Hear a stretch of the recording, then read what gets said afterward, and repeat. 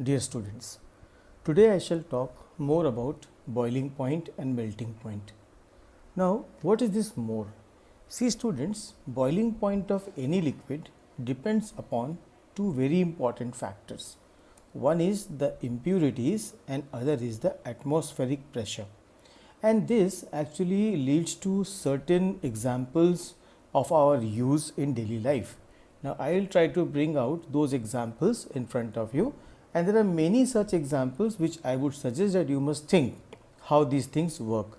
Well, let's first of all talk about the effect of impurities on the boiling point of liquids. The effect is very simple. Increase in impurities increases the boiling point of liquids. जितना ज़्यादा impurity बढ़ाओगे उतना ज़्यादा boiling point बढ़ेगा, और ये एक general case है, सब में नहीं होता लेकिन मैक्सिमम केस में ऐसा होता है. ठीक है, तो इसको आगे बढ़ाते हैं. अब देखो, आपको तो पता है boiling point of pure water is what 100 degree Celsius. लेकिन अगर वही बॉइलिंग पॉइंट इम्प्योर वाटर का निकालोगे तो बेटा वो मोर देन 100 डिग्री सेल्सियस आएगा. अब आप अपनी मम्मी से एक सवाल पूछो कि जब कोई ऐसा खाना बनाते हैं या ऐसी कोई सब्जी बनाते हैं जिसको पकने में बहुत ज़्यादा समय लगता है, तो मम्मी क्या करती है, पानी में थोड़ा सा नमक डाल देती है. तो नमक क्यों डाला मम्मी ने? आप अगर मम्मी से पूछोगे तो मम्मी आपको बोलेगी कि नमक डालने से खाना जल्दी पकता है. तो सोचो इसमें क्या हुआ. मम्मी ने नमक डाला तो पानी को इम्प्योर कर दिया. ओके, इम्प्योर कर दिया तो boiling point of water more than 100 degree Celsius हो गया. यानी खाना को प्योर वाटर 100 डिग्री सेल्सियस देता, लेकिन इम्प्योर वाटर ने कितना दिया टेम्परेचर? More than 100 degree. ज़्यादा टेम्परेचर माने ज़्यादा हीट, और ज़्यादा हीट यानी कि जल्दी खाना पकेगा. देखो लिखा है, this helps in quick cooking of some food stuffs by adding salt to water. ऐसा करने पर बॉइलिंग पॉइंट बढ़ता है, और बॉइलिंग पॉइंट बढ़ने से खाना जल्दी पक जाता है. तो ये एक इम्पॉर्टेंट ऑब्जर्वेशन है, dependence of boiling point on impurities. Okay, इसको लेकर के और भी कई सारी क्वेश्चंस का आंसर हो सकता है. आपको उस पर थोड़ा विचार करना पड़ेगा, थोड़ा सोचना पड़ेगा. Now let's move on to the discussion of dependence of boiling point upon the atmospheric pressure. ये बड़ा ही इम्पॉर्टेंट एस्पेक्ट है और बड़ा इंटरेस्टिंग भी है स्टूडेंट्स. होता क्या है, increase in the atmospheric pressure okay increases the boiling point of liquids. Okay, atmospheric pressure बढ़ाने पर बॉइलिंग पॉइंट बढ़ता है. दोनों ही केस में आप देख रहे हो, इम्प्यूरिटी बढ़ाने पर बॉइलिंग पॉइंट बढ़ रहा है और एटमॉस्फेरिक प्रेशर बढ़ाने पर भी बॉइलिंग पॉइंट बढ़ता है. और इसका एक बड़ा ही क्लासिकल एग्जाम्पल है, वो है हमारे घर का एक डिवाइस किचन में यूज़ होता है, उसका नाम है प्रेशर कुकर. वेल, ये काम कैसे करता है? वेल, इसमें जाने से पहले दो तीन चीज़ें क्लियर कर ले. आपको पता है boiling point of pure water 100 degree Celsius है, और मैंने जो अभी आपको बताया अकॉर्डिंग टू डैट अगर प्रेशर बढ़ा दिया जाए तो boiling point will be more than 100 degree Celsius. Okay, boiling point is more then 100 degree Celsius if the atmospheric pressure is increased. Okay, now होता क्या है, देखो प्रेशर कुकर, इसको प्रेशर कुकर क्यों बोला गया है? भाई नाम से दिख रहा है कि इसके अंदर प्रेशर ज़्यादा होगा. जब इसकी बनावट पे आप थोड़ा ध्यान देंगे तो आप देखेंगे चारों तरफ से क्लोज होता है, और जो भी खाना अंदर जाता है वो हाई प्रेशर में बनता है. तो होता क्या है, लेट्स अंडरस्टैंड. क्वेश्चन है, in a pressure cooker the food stuff gets cooked quickly and why, what is the reason? तो रीज़न को मैंने 3 पॉइंट में आपके सामने रखा है. ऐसे और दूसरे क्वेश्चंस आएंगे तो इन 3 तरह के पॉइंट्स को यूज़ करके आंसर बनाना. पहला, pressure in a pressure cooker is about double the normal atmospheric pressure. हमारे सिर पर एक एटमॉस्फेरिक प्रेशर काम कर रहा है, इसके बारे में आपने लोअर क्लासेस में पढ़ा है. अब जब इसकी प्रेशर कुकर की बात करते हैं तो ये प्रेशर नॉर्मल एटमॉस्फेरिक प्रेशर जितना होता है उसका डबल होता है. ओके, और इसकी वजह से जो वाटर है उसका बॉइलिंग पॉइंट हो जाता है 120 डिग्री सेल्सियस. आपको भी पता है boiling point of pure water 100 degree Celsius है, लेकिन ये कितना हो गया 120। अब ये कॉन्सेप्ट दिमाग में मत लाना कि प्रेशर डबल होगा तो बॉइलिंग पॉइंट भी डबल होगा, ऐसा नहीं है। बॉइलिंग पॉइंट बढ़ता है, डबल नहीं होता। तो अगर नॉर्मल एटमॉस्फेरिक प्रेशर है तो बॉइलिंग पॉइंट होगा 100 डिग्री सेल्सियस, लेकिन डबल होता है प्रेशर कुकर में तो बॉइलिंग पॉइंट कितनी होती है, 120 डिग्री सेल्सियस के आसपास। अब फिर से वही हो गया, ज़्यादा टेम्परेचर तो ज़्यादा हीट, तो high temperature helps the quick cooking of the food stuff, और इसीलिए प्रेशर कुकर में खाना जल्दी बनता है। इसके और भी कई एग्जाम्पल्स हैं, ठीक है। आने वाली वर्कशीट में मैं ऐसे कुछ क्वेश्चंस दूंगा, आपको थोड़ा सा दिमाग लगा करके उनका आंसर ढूंढना है और लिखना है। ओके, सो ये दो बातें ध्यान रखना बेटा कि बॉइलिंग पॉइंट दो इम्पॉर्टेंट फैक्टर से अफेक्ट होता है, एक है द प्रेजेंस ऑफ इम्प्यूरिटीज और एक है एटमॉस्फेरिक प्रेशर। अब बात करते हैं मेल्टिंग पॉइंट की। तो ये मेल्टिंग पॉइंट जो है इसके बारे में आप ऑलरेडी जानते हो, ये भी इन्हीं दो फैक्टर्स पे डिपेंड करता है। It depends upon number 1 impurities और फिर से वही नंबर 2 प्रेशर। प्रेशर लिखो, एटमॉस्फेरिक प्रेशर लिखो, कुछ भी लिखो। चलिए देखते हैं कि हमारी कॉमन लाइफ में ऐसे कौन से एग्जाम्पल्स हैं जो हमको एक्सप्लेन करेंगे कि ये कैसे काम करता है। वेल, काम क्या होता है या डिपेंड कैसे करता है, इसको समझने के लिए ये मैंने यहाँ पर आपके सामने लिख करके रख दिया कि increase in impurities decreases the melting point. वहाँ पे क्या हुआ था, इंक्रीज हुआ था। इम्प्यूरिटी बढ़ाने पर बॉइलिंग पॉइंट इंक्रीज होता है, लेकिन मेल्टिंग पॉइंट का क्या होता है, डिक्रीज होता है। Okay, melting point of pure ice 0 degree Celsius, melting point of impure ice less than 0 degree Celsius. Okay, अब आप बताओ कुल्फ़ी खाए हो कि नहीं, कई बार खाए हो। अब जो कुल्फ़ी वाला होता है वो कोई फ्रिज लेके घूमता है क्या, नो, उसके पास एक मटका होता है या एक कंटेनर होता है। ओके, अगर किसी कुल्फ़ी वाले को आप जानते हो ना, तो उसके घर में सुबह सुबह पहुंच जाओ, जब वो कुल्फ़ी बना रहा होता है, आप देखोगे वो क्या करते हैं, एक मिक्सचर बनाते हैं ऑफ आइस एंड सॉल्ट। इस आइस एंड सॉल्ट के मिक्सचर को वो कंटेनर में रखते हैं, ठीक है। और उस कंटेनर में जो ये मिक्सचर रखा गया है, इस मिक्सचर को हम लोग बोलते हैं फ्रीजिंग मिक्सचर। क्यों, क्योंकि ये एक साइंटिफिकली प्रूवन स्टेटमेंट है कि आइस और सॉल्ट को अगर मिक्स किया जाए इन द रेशियो ऑफ 9:1, तो पता है उस मिक्सचर का टेम्परेचर कितना हो जाता है, -23 डिग्री सेल्सियस। कुल्फ़ी छोड़ो, अच्छे से अच्छा इंसान भी जम जाएगा। अब इस टेम्परेचर पर वो लोग कुल्फ़ी को जमाते हैं, और कुल्फ़ी को जमाते हैं तो भले ही बाहर का टेम्परेचर 45-46 डिग्री सेल्सियस हो, लेकिन जमी जमाई कुल्फ़ी वो आपके हाथ में पकड़ा देते हैं इतनी ज़्यादा गर्मी में।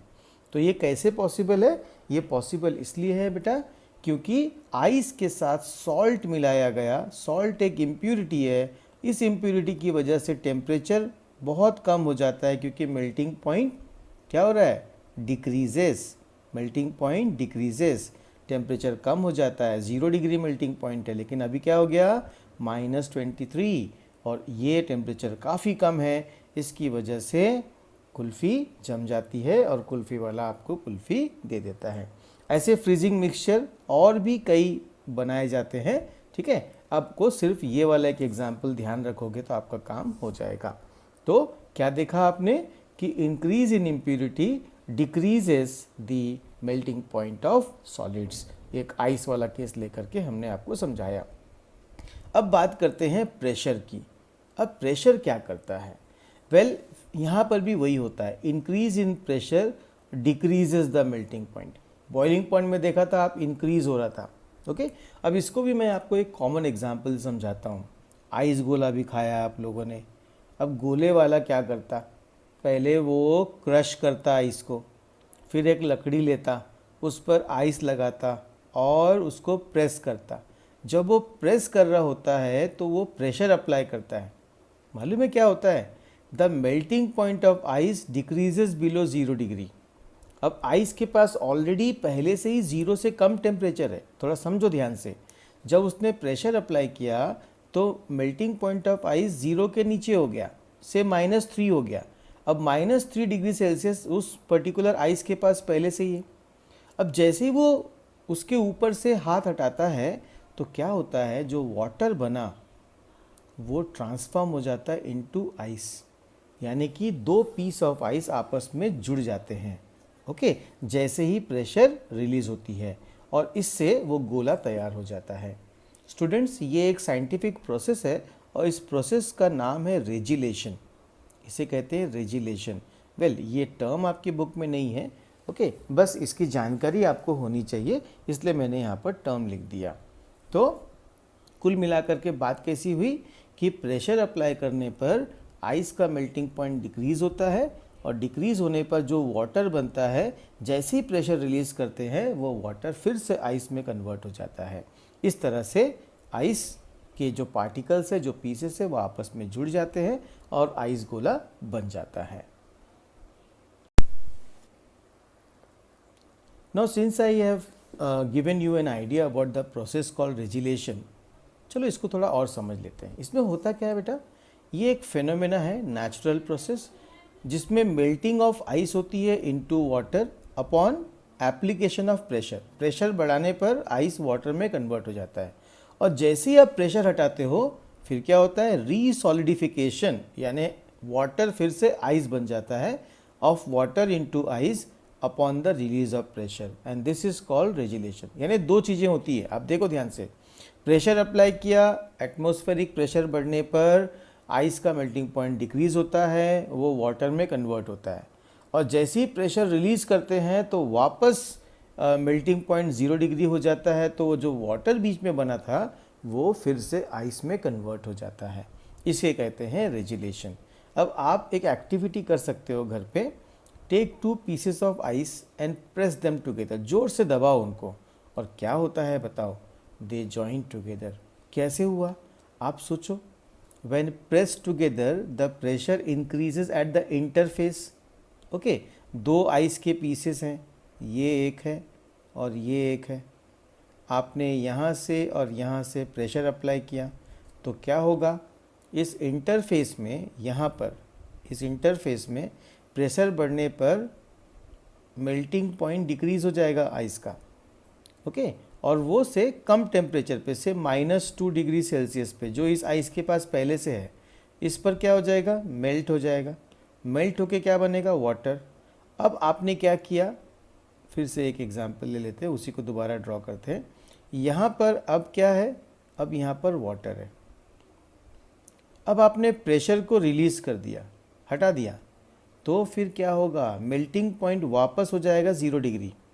अब ये जो वाटर है यहाँ का, ये बन जाएगा इनटू आइस, रीसॉलिडिफाई हो जाएगा, और जब ये आइस बन जाएगा तो इसको और इसको आपस में क्या करेगा, जोड़ देगा, और एक कंप्लीट पीस ऑफ आइस आपको मिलेगा। This is called regelation. तो इस तरह का फेनोमेना होता है, नेचुरल फेनोमेना है, आप इसे घर में भी करके देख सकते हैं। ओके, और उसका एक्सप्लेनेशन यहाँ पर दिया हुआ है। So this is all about the process called, the phenomena called रेजिलेशन। Now students, आपके बुक में एक क्वेश्चन है और वो क्वेश्चन ये है। क्वेश्चन कहता है कि आइस बीइंग अ सॉलिड, एक सॉलिड है, ये पानी में डालने पर क्या होना चाहिए, सिंक हो जाना चाहिए, डूब जाना चाहिए, लेकिन ये डूबता नहीं है, क्या होता है, फ्लोट करता है। ओके, तो आपको शायद कोई ऐसा बोले कि इसकी वजह ये है कि आइस के अंदर टाइनी पोर्स होते हैं और उसमें एयर ट्रैप हो जाता है और उसकी वजह से उसका डेंसिटी कम हो जाता है और वो फ्लोट करता है। But let me tell you, आपको इसका एक साइंटिफिक एक्सप्लेनेशन ज़रूर जानना चाहिए, और उस साइंटिफिक एक्सप्लेनेशन में जाने से पहले आपको ये एक पार्ट को समझ लेना पड़ेगा। इसे कहते हैं anomalous behaviour of water. Okay, ये जो वर्ड एनोमलस है, इसे कॉमन टर्म में फॉल्स बिहेवियर भी कहा जाता है। अब आप बोल रहे होंगे फॉल्स बिहेवियर क्या है, अब उसको समझाने के लिए थोड़ा आगे बढ़ते हैं। देखो यहाँ लिखा है वाटर एग्जिबिट्स अ पिक्यूलियर बिहेवियर, वही फॉल्स बिहेवियर। क्या है वो, it expands instead of contracting when temperature drops. आप बताइए, जब किसी का टेम्परेचर कम होता है तो पार्टिकल्स पास पास आएंगे, दूर दूर नहीं जाएंगे, यानी कि कॉन्ट्रैक्ट होगा। लेकिन यहाँ पे क्या हो रहा है, वाटर एक्सपैंड कर रहा है इंस्टेड ऑफ कॉन्ट्रैक्टिंग, उल्टा होता है when temperature drops from 4 degree Celsius to 0 degree Celsius. Okay, अब एक्सपैंड करने का मतलब होता है वॉल्यूम का बढ़ना। ओके, एक्सपैंड करने का मतलब होता है वॉल्यूम का बढ़ना, यानी वॉल्यूम इंक्रीजेस। ओके, और कॉन्ट्रैक्ट करने का मतलब होता है वॉल्यूम का घटना, वॉल्यूम कम होना। ओके, अब यहाँ पर क्या हो रहा है कि 4 डिग्री सेल्सियस पर और 0 डिग्री सेल्सियस पर, थोड़ा ध्यान से समझिए, 4 डिग्री सेल्सियस पर यहाँ लिखता हूँ मैं, और 0 डिग्री सेल्सियस पर वाटर इस टेम्परेचर पर या इस टेम्परेचर से इस टेम्परेचर पर आने पर क्या हो रहा है, यहाँ देखो लिखा है एक्सपैंड्स। ओके, यानी कि यहाँ पर वॉल्यूम बढ़ रहा है, वॉल्यूम इंक्रीजेस। ठीक है, तो जैसे ये 4 डिग्री से 0 डिग्री में आता है तो उसका वॉल्यूम क्या होता है, बढ़ जाता है। आपने एक एग्जाम्पल देखा होगा, या एक छोटा सा एक्टिविटी घर पे करो स्टूडेंट, एक बाउल में पानी भर लो पूरा ब्रिम तक का और उसे डीप फ्रीज़र में रख दो। आप देखोगे जब वो आइस बनेगा ना तो ऐसा कवर है, ऐसा ऊपर एक पार्ट ऐसा बन जाएगा। ये एक्स्ट्रा कहाँ से आ गया, एक्स्ट्रा इसलिए आया क्योंकि एक्सपैंड हो गया, वॉल्यूम बढ़ गया, दैट्स इट। ठीक है, अब बताओ वॉल्यूम बढ़ गया तो भाई डेंसिटी अगर निकालना है तो डेंसिटी का फॉर्मूला है मास बाय वॉल्यूम। ओके, मास को हम फिक्स कर रहे हैं, दोनों जगह मास देखो फिक्स है। ओके, प्लीज़ फोकस, दोनों जगह मास मान लो फिक्स है। अब हम डेंसिटी निकाल रहे हैं at 4 degree Celsius and at 0 degree Celsius. Density का फॉर्मूला है मास बाय वॉल्यूम, दोनों जगह मास सेम है। अब अपॉन वॉल्यूम करना है, अब सेम वाटर उतना ही मास था। अब देखो यहाँ पर 0 डिग्री सेल्सियस में क्या हो रहा है, वॉल्यूम इंक्रीज हो रहा है, तो मोर वॉल्यूम, तो ऑब्वियसली यहाँ पर 4 डिग्री में क्या हो जाएगा, लेस वॉल्यूम। ओके, अब आप सोचो किसी फ्रैक्शन में जब डिनोमिनेटर छोटा होता है तो वो फ्रैक्शन बड़ा होता है। ओके, ये मैथमेटिकल सेंस है। तो यहाँ पर डिनोमिनेटर छोटा है और यहाँ डिनोमिनेटर बड़ा है, तो ये वाला जो पार्ट है ये ज़्यादा हो जाएगा इससे। ठीक है, यानी density at 4 degree Celsius is more than density at 0 degree Celsius. देखो लिखा है density of water is maximum at 4 degree Celsius and density of ice is less than density of water. ठीक है, आइस 0 डिग्री में बन गया और उसका डेंसिटी कम होता है वाटर से, तो आइस की डेंसिटी भले ही वो सॉलिड है लेकिन वाटर से उसकी डेंसिटी कम होती है, और डेंसिटी कम होगी तो वो फ्लोट करेगा, सिंक नहीं करेगा, and therefore ice floats over water. Okay, आपने आइसबर्ग के बारे में सुना होगा। आइसबर्ग्स लोगों को दूर से भी नहीं दिखता, क्यों, क्योंकि उसका बहुत बड़ा पोर्शन पानी के अंदर होता है, छोटा सा पोर्शन बाहर होता है, 1/9। ओके, और वो पोर्शन क्यों बाहर होता है, क्योंकि एक पार्ट उसका फ्लोट करता है, और फ्लोट करने के पीछे का रीज़न जो है वो है anomalous behaviour of water. Okay, so this particular scientific explanation is very important to answer this question. Okay, this is how it has to be answered.